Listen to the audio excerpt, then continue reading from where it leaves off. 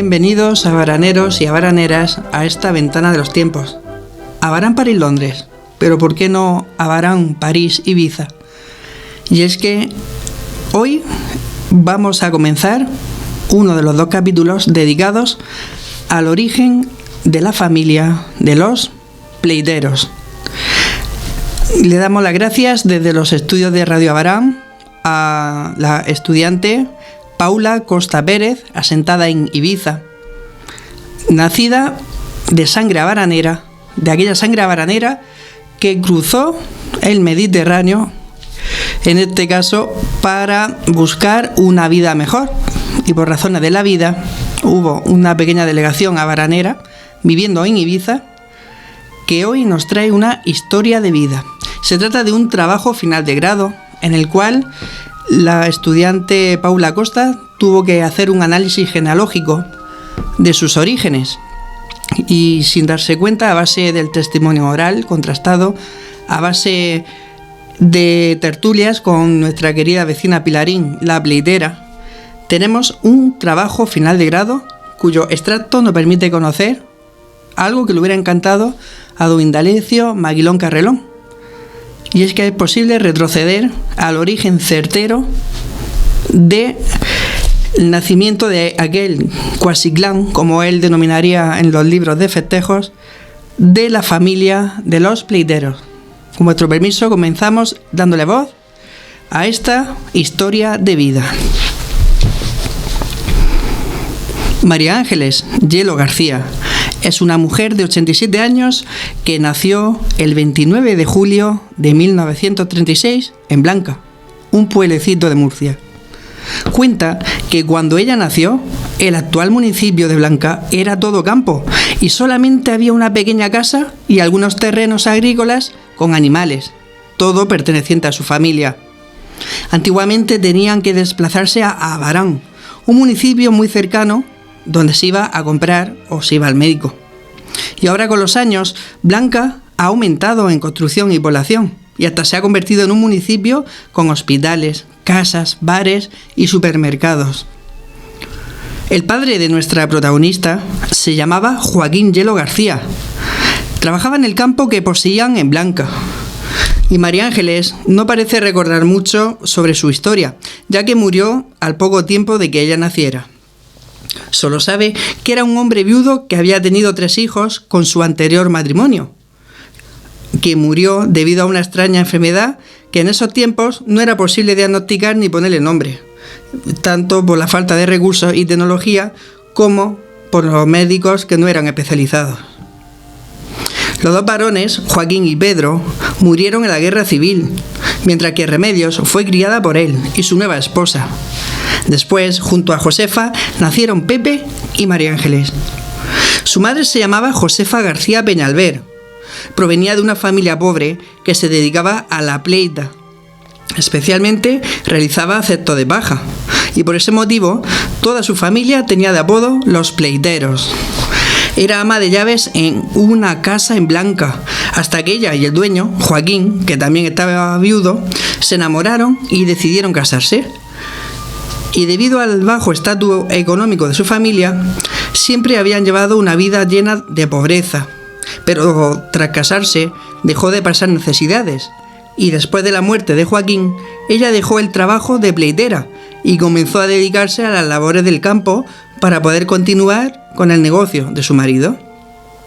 Cabe decir que fue un matrimonio lleno de amor y que no fue por conveniencia.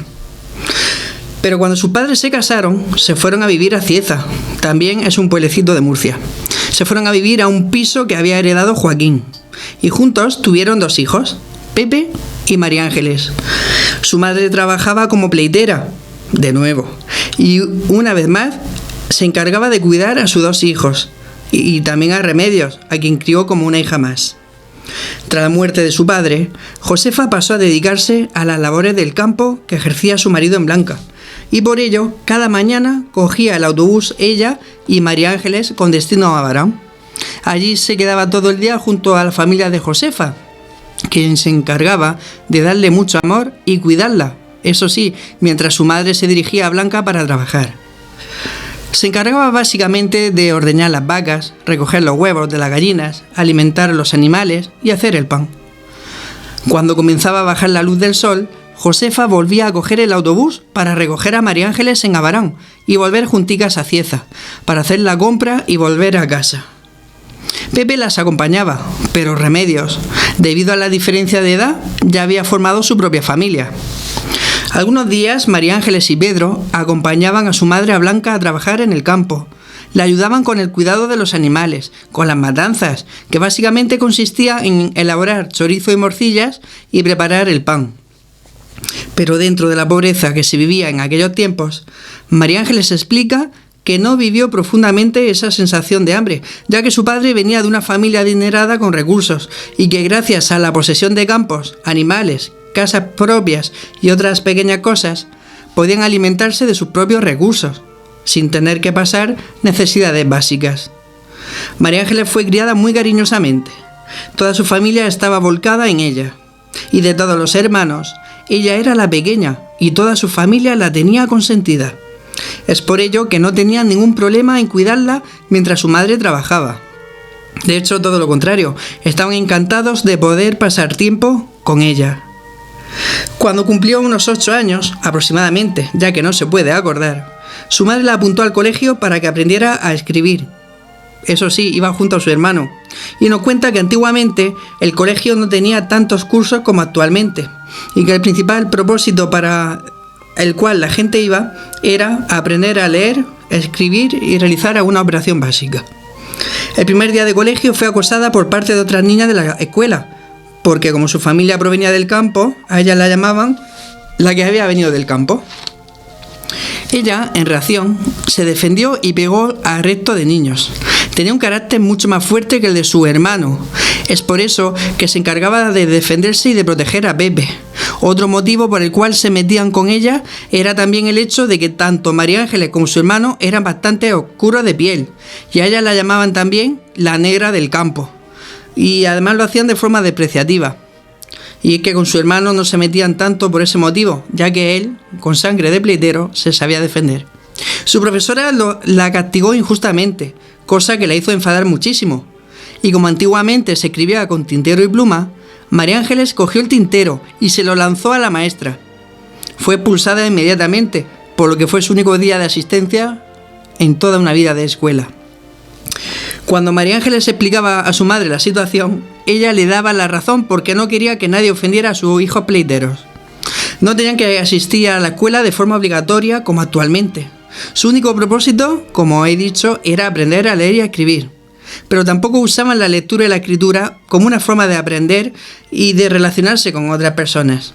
Su única relación era relacionarse con personas que formaban parte de la familia o que eran muy cercanos. Y es que a partir de ese momento, María Ángeles, poco a poco, y gracias a sus relaciones cercanas, aprendió a leer y a escribir prácticamente sola y en casa. Dentro de la pobreza y de la guerra que se vivía en esa época, María Ángeles considera que fue una niña muy feliz y que su familia nunca fue demasiado dura con ella. Muy pocas veces la castigaron, todo lo contrario, era una vida llena de obligaciones y agradecimientos llenos de amor.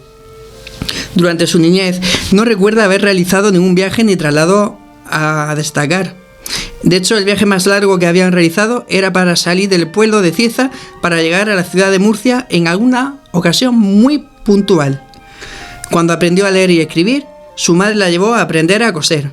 Nos cuenta que no era una academia en la que tú pagabas por asistir, sino que habían señoras que se dedicaban a ello, y su madre la llevaba a sus casas cada día para que aprendiera a bordar y a coser. María Ángeles no llegó a dedicarse nunca a ello, pero sí que lo ponía en práctica para poder elaborar su propia ropa o la de la gente cercana a ella. Incluso sí que llegó a arreglar y decorar prendas de las vecinas. Cuando iba al colegio, nunca había llegado a relacionarse con nadie, como hemos dicho anteriormente. Podríamos decir que no tenía ninguna amiga, exceptuando las que eran sus primas, que solo veía cuando estaba en Abarán en casa de la familia de su madre. Y ya en su juventud comenzó a relacionarse con algunas chicas que asistían como ella a aprender a coser y a bordar.